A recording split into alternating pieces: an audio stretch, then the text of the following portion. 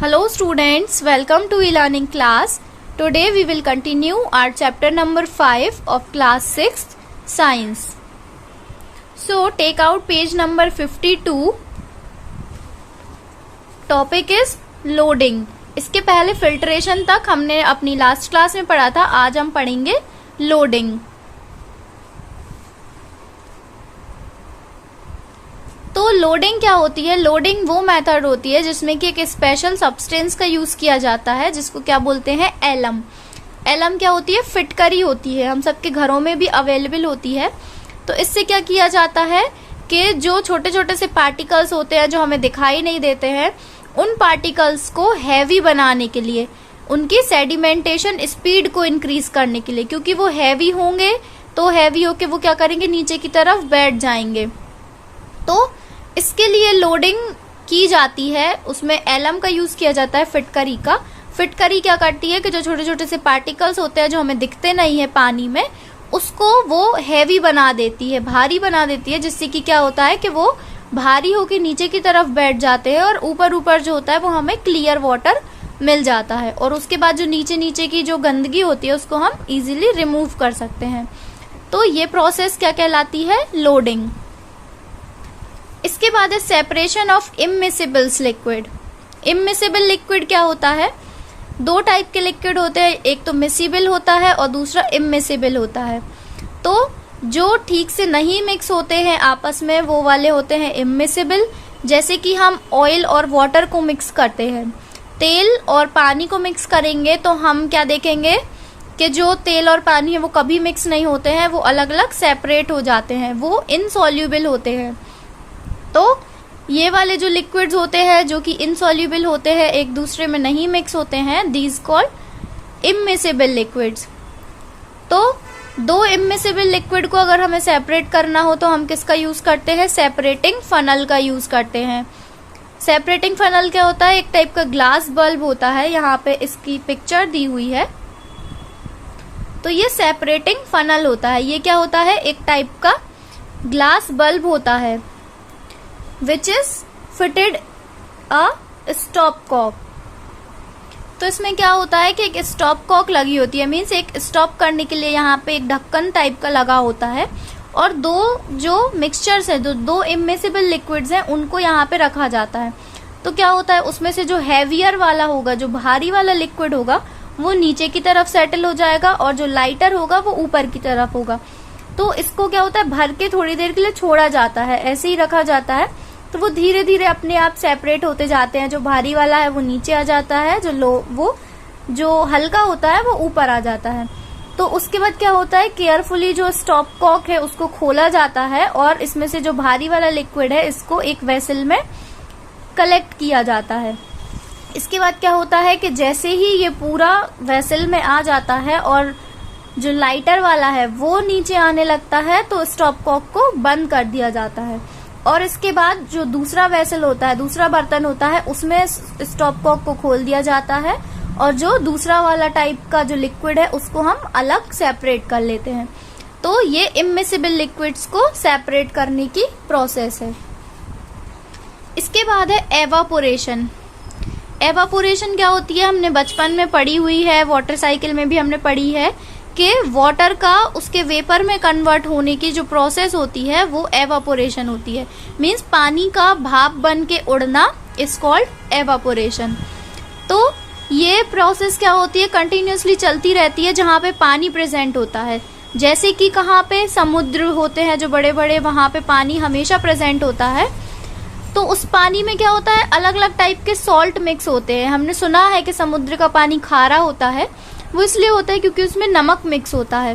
तो ये वही वाला नमक होता है जो कॉमन सॉल्ट हम अपने घरों में यूज करते हैं, सब्जी में डाल के खाते हैं, वही वाला नमक है. तो क्या होता है कि जो सी वाटर होता है, जो समुद्र का पानी है, वो बहता रहता है, बहता रहता है.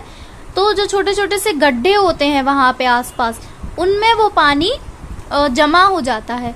तो वो पानी जमा होता रहता है. फिर उसके बाद क्या होता है कि पानी जो है वो सनलाइट से हीट होता है. सनलाइट की हीट जैसे ही पानी पे पड़ती रहती है, तो धीरे धीरे वो पानी जो है वो वाटर वेपर में कन्वर्ट होने लगता है, मीन्स भाप बनने लगता है. तो भाप बनते बनते फिर क्या होता है, कुछ दिन बाद जो पानी है वो कम्प्लीटली भाप बन जाता है, और जो उसमें सॉल्ट मिला हुआ था, जो ड्राई सॉलिड पार्टिकल्स हैं वो उसमें रह जाते हैं, जो कि कॉमन सॉल्ट होते हैं, जिसको हम बाद में ऑब्टेन कर लेते हैं प्यूरिफिकेशन के बाद। तो यहाँ पे ये प्रोसेस भी दी हुई है। सी वाटर में सी वाटर में नमक डिसॉल्व होता है, मीन समुद्र के पानी में नमक डिसॉल्व होता है। उसके बाद क्या होता है, to obtain salt sea water is collected in shallow pits and allowed to stand. नमक को ऑब्टेन करने के लिए सी वाटर को जो हल्के से गड्ढे होते हैं, शैलो पिट्स, उनमें रखा जाता है और थोड़े दिनों के लिए रखा रहने दिया जाता है। तो धीरे धीरे जो सूर्य की रोशनी होती है वो एवापोरेट कर देती है पानी को, और नमक जो है वो रह जाता है, और फिर उसको कलेक्ट कर लिया जाता है, और फिर उसको प्यूरिफिकेशन करने के बाद, उसको पूरा से शुद्ध साफ करने के बाद हमें नमक के रूप में मिल जाता है सॉल्ट, जिसको हम यूज करते हैं। इसके बाद है डिस्टिलेशन। डिस्टिलेशन क्या होती है, वो मेथड होती है जिससे कि हम किसी सॉल्यूशन से प्योर लिक्विड को ऑब्टेन कर पाए। तो क्या होता है, इसमें जो सॉल्यूशन है उसको गर्म किया जाता है, जिससे कि जो लिक्विड है वो भाप बन के उड़े, लिक्विड एवापोरेट हो, और उसके बाद जो उसके भाप के जो वाटर वेपर्स होते हैं उन वेपर्स को कलेक्ट किया जाता है, उनको ठंडा किया जाता है, और फिर ठंडा करके उनको वापस से पानी के रूप में उसको ऑब्टेन किया जाता है, जो कि प्योर लिक्विड होता है। तो जो डिस्टिल्ड वाटर होता है, इस प्रोसेस से जो हमें डिस्टिल्ड वाटर मिलता है उसको लेबोरेटरी में यूज किया जाता है, और कार की बैटरीज में भी यूज किया जाता है। तो ये देखिए यहाँ पे एक प्रोसेस दी हुई है डिस्टिलेशन इन द लेबोरेटरी की। ये पूरा अपैरेटस बनाया जाता है। इसमें क्या रखा जाता है, एक बीकर में लिक्विड टू बी डिस्टिल्ड, वो लिक्विड रखा जाता है जिसको डिस्टिल करना है। तो इसमें क्या होता है कि सॉल्यूशन ऑफ सॉल्ट और शुगर, या तो नमक या फिर शक्कर, इनका जो मिक्सचर है इसको एक फ्लास्क में रखा जाता है पानी के साथ, और फिर इसको हीट दी जाती है। तो धीरे धीरे इसको हीट देते हैं, तो फिर क्या होता है कि जो लिक्विड है वो एवापोरेट होता है, मींस भाप बनता है, और फिर उसको एक जो कंडेंसर होता है उससे पास किया जाता है। तो कंडेंसर से जब उसको पास करते हैं तो ये वाटर वेपर्स जो हैं वो यहाँ पे जाके एक जगह जमा हो जाते हैं, और फिर उसके बाद कंडेंसर को कूल किया जाता है, मींस जो कंडेंसर होता है उसमें जो वाटर वेपर होते हैं वो वापस से लिक्विड फॉर्म में आने लगते हैं, और जब वो मतलब ठंडे होकर लिक्विड फॉर्म में आते हैं उसके बाद फिर उसको धीरे धीरे यहाँ पे बीकर में कलेक्ट किया जाता है। तो ये जो लिक्विड हमें मिलता है वो कौन सा होता है, प्योर लिक्विड होता है। तो उसको क्या बोलते हैं, डिस्टिलेट। और जो रेसिड्यू थे, मींस जो बचा कुचा था, जो सॉल्ट और शुगर हमने इसमें मिक्स की थी, वो फ्लास्क में ही रह जाता है, और हमें क्या मिल जाता है, जो प्योरली ऑब्टेन वाटर होता है, जो डिस्टिल्ड वाटर होता है, वो हमें ऑब्टेन हो जाता है यहाँ से। इसके बाद है कंडेंसेशन। तो कंडेंसेशन क्या होती है, कंडेंसेशन वो प्रोसेस होती है जिसमें कि हम वाटर वेपर को कूल करते हैं, जिससे कि हमें दोबारा से वाटर मिल सके।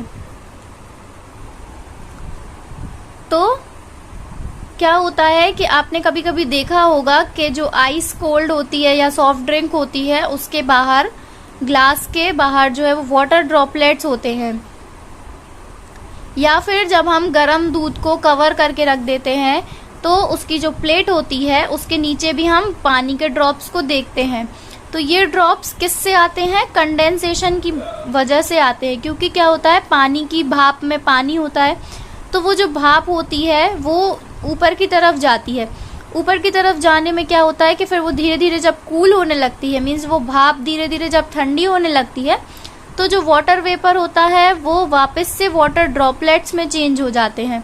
तो ये जो चेंज होता है वाटर वेपर का वाटर में, उसको बोलते हैं कंडेंसेशन, मीन्स ये एवापोरेशन का अपोजिट होता है। फिर है सॉल्यूशंस एंड सॉल्युबिलिटी। तो सॉल्यूशन जो होता है वो क्या होता है, होमोजीनियस मिक्सचर होता है सॉल्वेंट का और सॉल्यूट का, मीन्स सॉल्वेंट और सॉल्यूट से मिलकर जो एक होमोजीनियस मिक्सचर बनता है उसको हम बोलते हैं सॉल्यूशन। तो जो सब्सटेंस हम लिक्विड में डिसॉल्व करते हैं वो होता है सॉल्यूट, और जो लिक्विड जिसमें हमने सॉल्यूट को डिसॉल्व किया है वो होता है सॉल्वेंट। जैसे कि हम पानी में अगर नमक को डिसॉल्व करेंगे तो पानी हो जाएगा सॉल्वेंट, और उसमें जो सब्सटेंस डिसॉल्व हुआ है दैट इज सॉल्ट, वो क्या हो जाएगा सॉल्यूट। यहाँ पे एग्जाम्पल भी दिया हुआ है, जैसे कि शुगर सॉल्यूशन है तो उसमें शुगर जो होगी वो सॉल्यूट होगी और वाटर सॉल्वेंट होगा। ठीक है, तो सारे सब्सटेंस जो होते हैं, all substance do not form solutions, सारे सब्सटेंस का सॉल्यूशन नहीं बनता है, सिर्फ सॉल्यूबल सब्सटेंस जो घुल सकते हैं, जो इजीली एक दूसरे में डिसॉल्व हो जाते हैं, वो जो सब्सटेंस होते हैं उन्हीं का सॉल्यूशन बनता है। जैसे कि सॉल्ट शुगर का बनता है वाटर में, तो ये होते हैं सॉल्यूबल इन वाटर। और जैसे कि चॉक है, सैंड है, जो रेत है, वो नहीं होते हैं dissolve, so they are called insoluble in water. ठीक है, तो क्या होता है कि हम पानी में शक्कर को मिलाते हैं, तो हम शक्कर को पानी में मिलाते जाते हैं, वो डिसॉल्व होती जाती है। एक टाइम ऐसा आता है जब हम पानी में शक्कर को मिलाएंगे लेकिन हमें शक्कर के जो क्रिस्टल्स है वो नीचे की तरफ दिखेंगे, तो उस कंडीशन में हम क्या बोलेंगे कि जो सॉल्यूशन है वो सैचुरेटेड हो चुका है। तो सैचुरेटेड का मतलब क्या होता है, a solution when reach the maximum solubility is called a saturated solution. मतलब किसी सॉल्यूशन में जब वो अपनी मैक्सिमम सॉल्युबिलिटी पे पहुंच जाए, मतलब मैक्सिमम उसमें घुल जाए चीजें, अब उसके आगे वो नहीं घोल सकता चीजों को, तो वो सॉल्यूशन कैसा हो जाएगा, सैचुरेट हो जाएगा। मीन्स इसके आगे उसमें कैपेसिटी नहीं है कि वो चीजों को अपने अंदर घोल पाए, तो वो सॉल्यूशन फिर क्या कहलाने लगता है, सैचुरेटेड सॉल्यूशन। ठीक है, लेकिन फिर क्या होता है कि हम जैसे ये करते हैं, जो वाटर में हम सॉल्ट को या फिर शुगर को मिलाते हैं, तो एक टाइम के बाद जब वो सैचुरेट नहीं होती है, लेकिन हम फिर क्या करेंगे, अगर उसको गर्म करेंगे, मीन्स जो पानी है शुगर वाला उसको हम थोड़ा सा गर्म करें और फिर उसमें शुगर मिलाएं, तो वो घुल जाएगी। तो इससे हम क्या कहेंगे कि जो सॉल्युबिलिटी है शुगर की, वो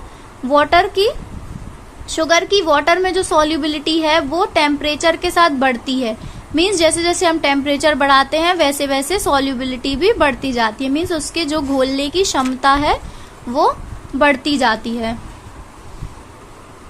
इसके बाद है importance of water as a solvent, means water की इम्पोर्टेंस क्या होती है सॉल्वेंट के रूप में।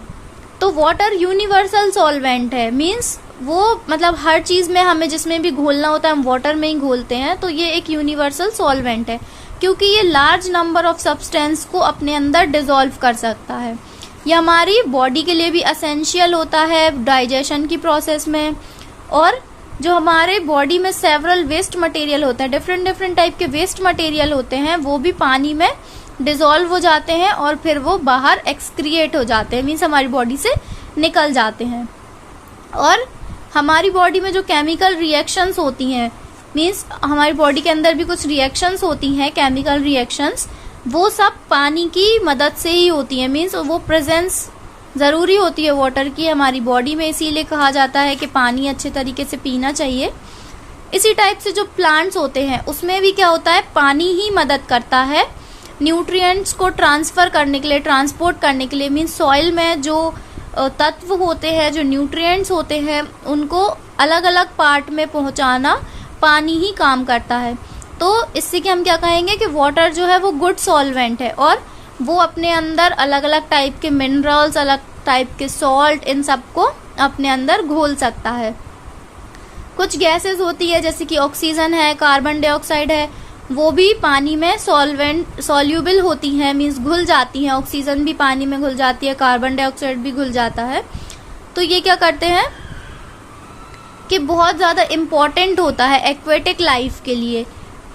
जो फिश होती है वो क्या करती हैं, गिल्स से सांस लेती हैं, ये तो हमें पता ही है। तो वो पानी में जो ऑक्सीजन घुला हुआ होता है उसकी मदद से वो ब्रीथ कर पाती हैं। भले सांस वो अपने गिल्स से लेती हैं लेकिन लेती क्या है, ऑक्सीजन ही लेती हैं। और एक्वेटिक प्लांट्स जो हैं वो कार्बन डाइऑक्साइड का भी यूज़ करते हैं जो कि पानी में ही घुली होती है फॉर फोटोसिंथेसिस।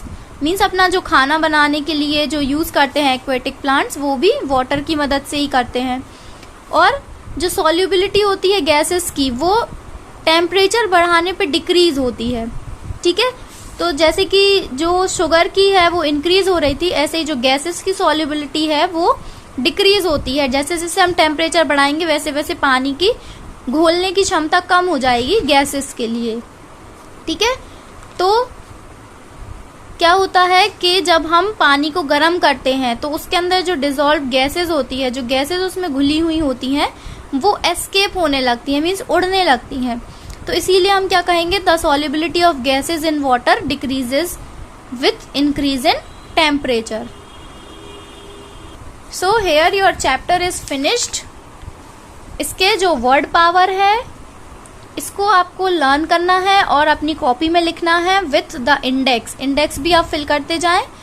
और अगर इसमें कुछ डाउट है पूरे चैप्टर में, so you can ask me and you have to read this chapter, and after that if you are having any type of problem or doubt, so you can ask me. Thank you. Have a nice day.